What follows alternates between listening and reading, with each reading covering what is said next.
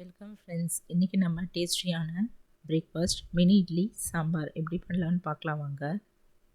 சின்னவங்க பெரியவங்க எல்லோரும் விருப்பப்படுற இந்த பிரேக்ஃபாஸ்ட் பண்ணுறதுக்கு என்னென்ன தேவைன்னு பார்த்துக்கலாம். அதுக்கு முன்னாடி என்னோடய சேனலை சப்ஸ்கிரைப் பண்ணலைன்னா பண்ணிக்கோங்க, பண்ண மறந்துடாதீங்க. வாங்க இப்போது இதுக்கு என்ன தேவைன்னு பார்த்துக்கலாங்க. நம்ம துவரம்பருப்பு நான் ஒரு 1/4 கப் எடுத்துகிட்டு தண்ணியில் ஊற போட்டுட்டு கொஞ்சம் பெருங்காயம் போட்டு குக்கரில் போட்டு நல்லா வேக வச்சு எடுத்து வச்சுக்கலாங்க.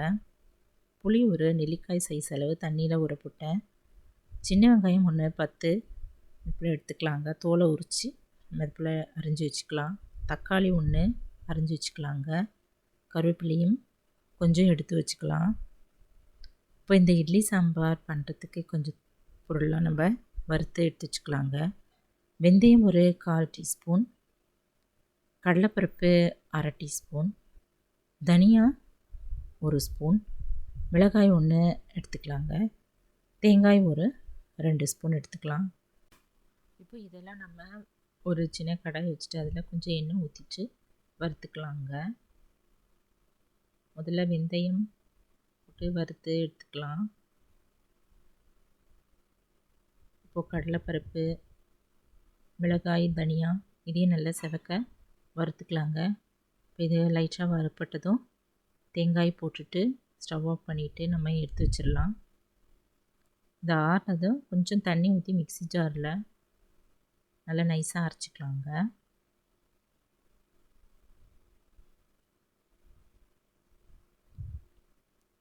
இதில் கொஞ்சம் தண்ணி ஊற்றி நல்லா நைஸாக அரைச்சிக்கலாம்.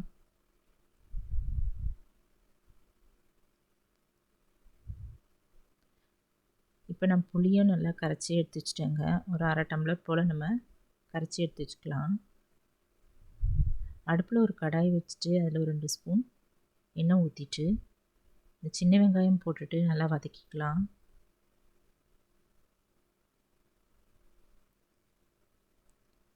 கூடவே தக்காளியும் போட்டுட்டாங்க. கருவேப்பிலையும் போட்டுட்டு கொஞ்சம் வதக்கிடலாம். மஞ்சத்தூள்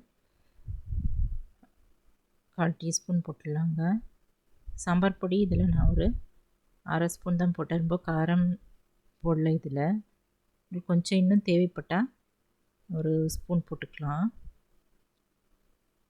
உப்பு ஒரு 1/2 ஸ்பூன் போட்டுட்டு நம்ம இதை போல் கலந்துடலாங்க. இப்போ நம்ம கரைச்சி வச்சுருக்கிற புளி தண்ணி இதில் ஊற்றிக்கலாம்.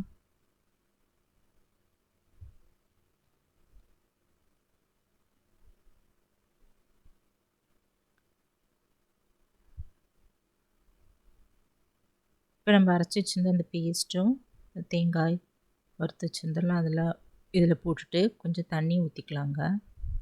இப்போ பருப்பு நல்லா வெந்துருச்சு. அதையும் நம்ம இந்த போல் மத்தில் நல்லா கடைஞ்சிட்டு கொதிச்சிட்ருக்கிற இந்த கடாயில் இதில் ஊற்றிடலாங்க. குழம்புல ஊற்றிடலாம். இப்போ இதெல்லாம் நல்லா சேர்ந்து ஒரு 10 நிமிஷம் நல்லா கொதிக்கட்டும், மூடி வச்சிடலாங்க. இதுக்கு நடுவில் நம்ம இட்லியும் ஊற்றிடலாம். இந்த மினி இட்லி தட்டில் எல்லா இடத்துலையும் கழுவிட்டு நல்லா ஆயில் எல்லா இடத்துலையும் தடவிட்டு மாவு எடுத்து நம்ம எல்லா குழிலையும் ஊற்றிடலாங்க.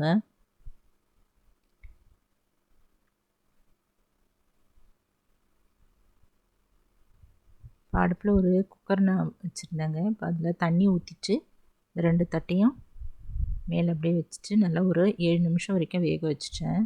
நல்லா வேகட்டும், மூடி வச்சிடலாம். வெயிட் போடாமல் அப்படியே இருக்கட்டும்ங்க. 7 நிமிஷம் வரைக்கும் நல்லா வெந்ததும் இறக்கி வச்சுக்கலாம். இப்போ இந்த குழம்பு நல்லா கொதிச்சிருச்சுங்க. இப்போ நம்ம இறக்கி வச்சுட்டு இதுக்கு தாளிச்சிடலாங்க. எண்ணெய் ஊற்றிட்டு பெருங்காயம், கடுகு ஒரு 1/2 ஸ்பூன்,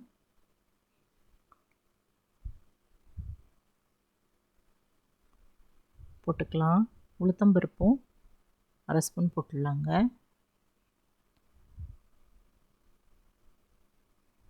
இப்போ இது கூட மிளகாய் 1 கிள்ளி போட்டுடலாம்.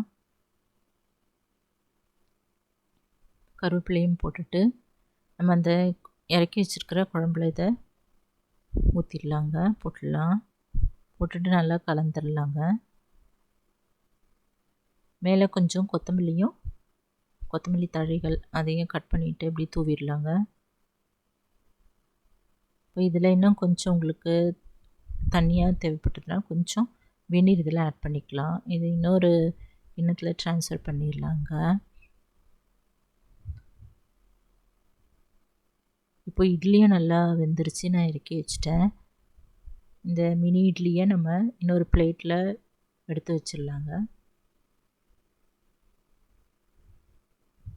ஒவ்வொன்றா அது போல் ஸ்பூன் வச்சு எடுத்துக்கலாங்க.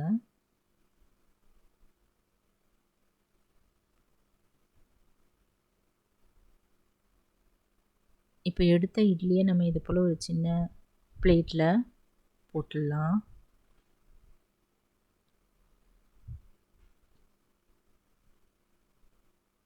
போட்டுட்டு அது மேலே இந்த சாம்பார் தேவைப்படுகிற சாம்பார் அப்படியே ஊற்றிடலாங்க.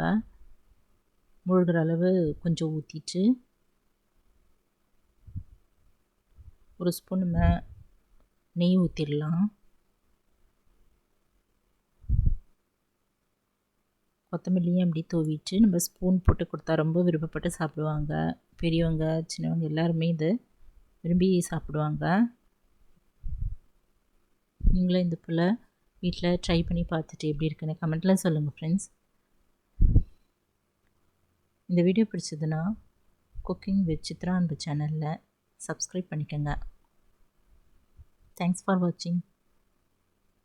நம்ம அடுத்த வீடியோவில் பார்க்கலாம்.